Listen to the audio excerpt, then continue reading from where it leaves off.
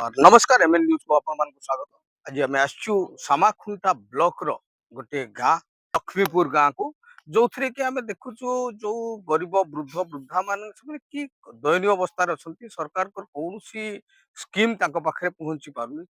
के कहीं पहुंची पार्नु ता तो जानवा भी बहुत डिफिकल्ट। वयस्क लोक मैंने जो मैंने कि भत्ता पाइबार जरूरी से भली लोक जमी विधवा भत्ता वृद्ध भत्ता कौन प्रकार भत्ता किसी मिलूनी। आउ घर तो मो पछरे देखु घर भांगी पड़ा कि बर्तमान सुधा कौन प्रधानमंत्री आवास योजना पहुंची तेज चलतु से भली किसी ग्रामवासी सहित कथा आपण नाटा कौन आउ भत्ता पाइले विधवा भत्ता कि ये भत्ता किछि पाइना घर घर भी पाइन केमती घरे रोचंती एजबेस्टास घरे रोचंती जब जाऊ घर सते कंडीशन भल नहीं नुआ घर मिलले भल होता। हाँ ठीक अच्छी आपण को नाटा कौन बारी सिंह आपण एठी घर पाइचंती आ भत्ता अच्छा आपण केवल वार्धक्य भत्ता पाइबा उपयुक्त ना विधवा भत्ता भी अच्छी आपण विधवा लोक नु कि किछि भी पाइना घर भी पाइना तेबे बहुत दुखर कथा जहाँ को आम पचारचु कौन प्रकार ना वार्धक्य भत्ता ना विधवा भत्ता ना घर किछि प्रकार मिल भत्ता अप्लाई करचंती थोड़ा अप्लाई करथिला काई एते दिन हैला 3 वर्ष हैला आसी 3 वर्ष हलानी भत्ता अप्लाई करचंती आसी आ आपण भत्ता पाइचंती कि ना भत्ता पाइनाती घर घर है भांगा घरटा से सड़क आड़े देखा जाउती देखि बजा भांगा घर भांगा घर ए दीदी जने कहउछन तां घर भांगा भत्ता भी पाइनाती घर भी पाइनाती तबे एई जने वयस्क मौसा अछंती तांको सहित कथा हबा तबे मौसा आपन को नाडा कोन हुडिंग सिंह आया हुडिंग सिंह आ घरटा ई गां रे हां एई गां अच्छा आपन तो घर पाई जंती हां घर पाई आ भत्ता अप्लाई करथिले हां अप्लाई करछि हैनी केबे अप्लाई करथिले ए वर्ष करचंती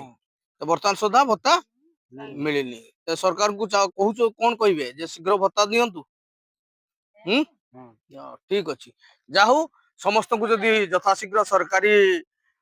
जते साहाय्य पहुंची पार से प्रति बहुत उपकार हम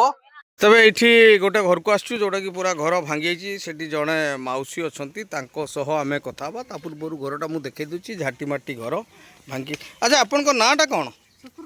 सुक्रू सिंह एमती घरे रोचंती विधवा लोक अच्छा ये टिकट जगह ना खास टिकट जगह अपन प्रधानमंत्री आवास योजना कौन सी घर नहीं नहीं आपण अप्लाई करथिले कि अप्लाई कई करना कि पाई हलानी को कि हला आकर काई कि हलानी आकर काई कि हलानी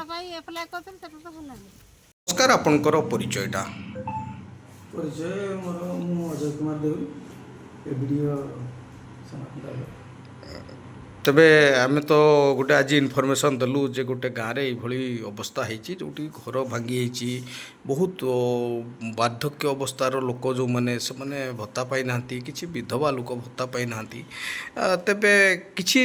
बेले बेले एमती हुए प्रायोरिटी दृष्टि भी किछि साहाय्य करा जाई थाए तेबे आपण जो इनफर्मेशन पाइले ता उपरे केते पदक्षेप नेबे बोली आमे आशा करिवु निश्चित भाव में आम तुरंत पदक्षेप नेबु जो लोक मैंने योग्य लोक जदि वंचित होता है तुरंत पदक्षेप नहीं आम उपयुक्त प्राप्य पाइबा कथा आम सहयोग करूँ यदि घर किए पाई ना रही आम पाखे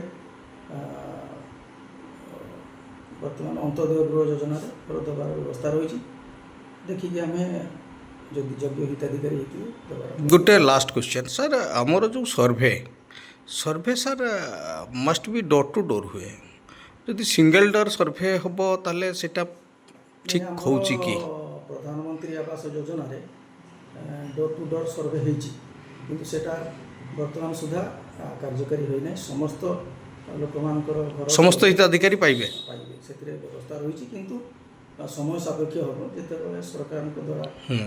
କାର୍ଯ୍ୟକାରୀ ହେବ ନିଶ୍ଚିତ ଭାବରେ ସମସ୍ତ ତ ଏଇଟା କୌଣସି ରାଜନୈତିକ ଦୃଷ୍ଟିକୋଣରୁ ଏଇଟା ନାଇଁ କୌଣସି ରାଜନୈତିକ ଦୃଷ୍ଟିକୋଣକୁ ଆମେ ବିଚାର କରିବା ନାହିଁ ଅନେକ ସମୟରେ କାମ କରୁ କରୁ ବି ରହିଯାଇଥାଏ କି ଆମର ଦୃଷ୍ଟିଗୋଚର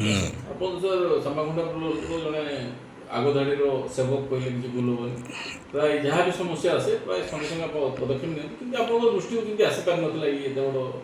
ଗୋଟେ ଘଟଣା ଅପ୍ରୀତିକର ଯେଉଁ ଅସୁବିଧା ହେଇଛି ଅନେକ ସମୟରେ ସବୁ ସମୟରେ କିଛି ନା କିଛି ପ୍ରଶାସନିକ କାର୍ଯ୍ୟ କ୍ଷେତ୍ରରେ ଅନେକ ଜିନିଷ ଦୃଷ୍ଟିଗୋଚରକୁ ଆସେ ନାହିଁ ସେଥିପାଇଁ ତ ସମସ୍ତ ବ୍ୟବସ୍ଥା ରହିଛି ଯେ ମିଡ଼ିଆ ବନ୍ଧୁମାନେ ବି ତାଙ୍କର ବି କର୍ତ୍ତବ୍ୟ ରହିଛି ସାଧାରଣ ଜନତା ଆଉ ପଞ୍ଚାୟତର ପ୍ରତିନିଧି ସମସ୍ତଙ୍କର ଦାୟିତ୍ୱବୋଧ ରହିଛି ସମାଜର ଯେଉଁମାନେ ବି ଦଳିତ ନିଷ୍ପେଷିତ ରହୁଛନ୍ତି ବା ଉପଯୁକ୍ତ ହିତାଧିକାରୀ ପାଉନାହିଁ ଆମ ସମସ୍ତଙ୍କ କର୍ତ୍ତବ୍ୟ ଅଛି କି ଆମେ ଜଣାଇବା ଠିକ୍ ଅଛି ବହୁତ ବହୁତ ଧନ୍ୟବାଦ।